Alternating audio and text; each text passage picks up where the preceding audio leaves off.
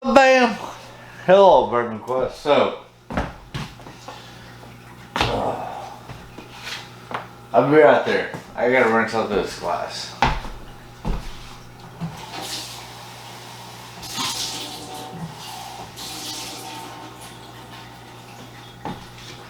Alright, here I am. So, yeah, we've been in the middle of March Madness, and it always sneaks up on me.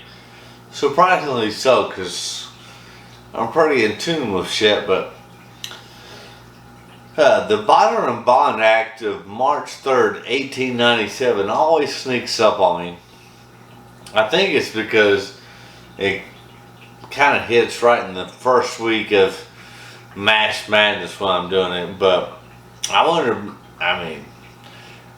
did I want to bring it to you, I want to bring it to myself because it's always a great excuse to delve into an iconic Bourbon. So, what are we doing on Bourbon Act Day, March 3rd, 2023? Hell yeah. It's the original Colonel Taylor small batch Bourbon. He's the gentleman that brought the first regulations to any. I mean, this is before the federal FDA, the Federal Drug Administration Act, whatever. But whiskey was regulated before food because if you got whiskey, you don't need food. No, I'm just kidding. But no, that's why I'm glad to get into it tonight because, I mean, I have at least 2, maybe 3 more backups. And it's one of my favorite daily drinkers, which I know that's kind of ironic because maybe some people think it shouldn't be my daily drinker because it's allocated, but I can get my hands on it readily available. I mean, granted, I can't go into any day, any liquor store and pick it up, but I at least have 2 more behind this. So, and it gives me an excuse to open up this one because we're celebrating the Bourbon Act, which was initiated by E.H. Taylor, and so it's one of my favorites. If I can get it open. There you go. It is one of my favorites. Oh, it's a fresh cork pop hill to the Colonel Taylor. So we pour it in the glass, and then we do a 2-ounce pour into the infinity bottle, which is right here.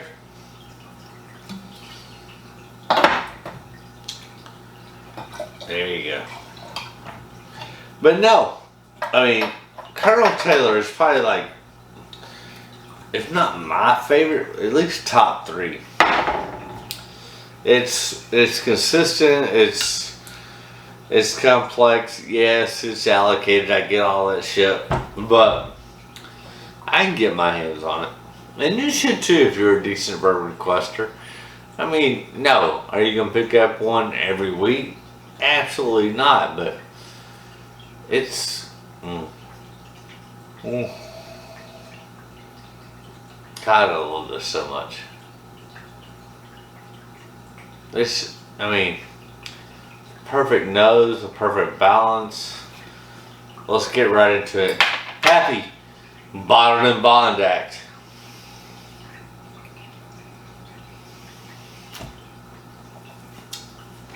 Oh, so good. I mean, that's what, 45?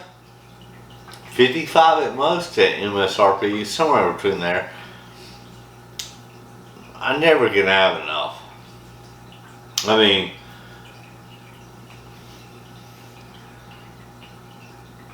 I'm trying to think, like, if you gave me, I could only drink 1 bottle for the rest of my life, that that would be in the top three for sure.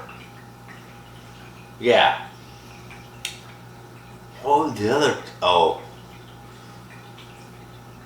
man. Yeah. And maybe it's just because the nostalgia on it. And I say it would be my top three if I could only drink one whiskey for the rest of my life. I first said it would be my top three. Now I'm thinking maybe not so much, because I definitely would take a Jack Daniel's single barrel proof.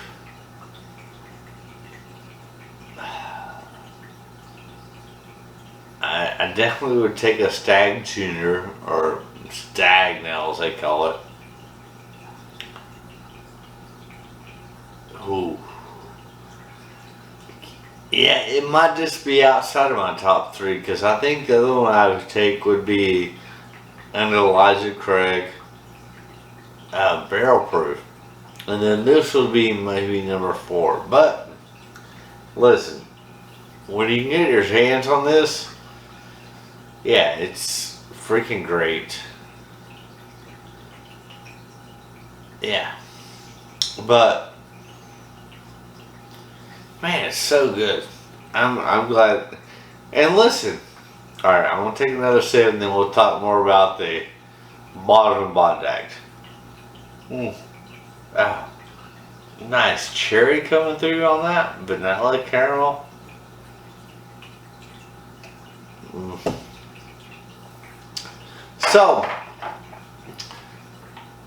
prior to 1897. You had a lot of shady shit going on with whiskey, with them putting kerosene, gasoline, tobacco spit, you name it, they were doing it. And not only was it disrespectful, it was dangerous. Like, people got killed. And so Colonel Taylor instituted the first beverage or consumable food product. This is prior to the FDA getting involved. This is the first Consumer Protection Act ever, with the 1897 Bourbon Bond Act, constructed by Colonel E.H. Taylor, because people were dying from drinking whiskey. And so, if you had the Bourbon Bond label, you were government supervised in a federally bonded warehouse. You came in at exactly 100 proof, blah blah blah. Which at the time was a phenomenal thing, it was a great thing. Today, while it still meets all those standards, and it's still a great standard and quality, it really doesn't matter. Any whiskey you buy today at a liquor store off the shelf is not going to kill you like it did prior to 1897. So now it's more of a marketing tool. But at the same time, it's supposed to meet those high standards, which I think is great. But at the same time, you don't have to question or wonder if you buy a fighting cock for 18 bucks. Will this or will this not kill me? You'll probably kill yourself before it will kill you. That may sound morbid. I didn't mean it to be.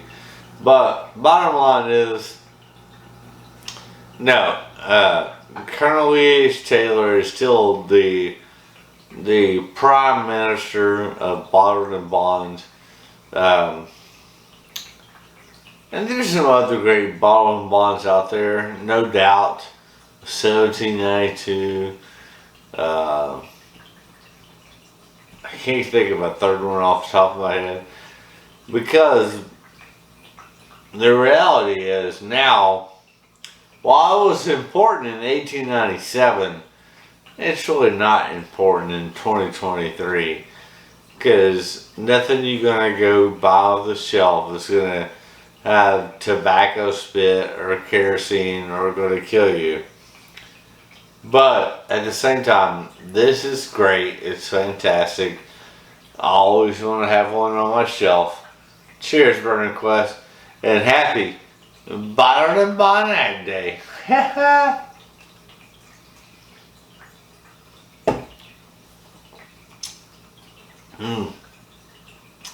So good. And a little sweeter than I remember. Alright.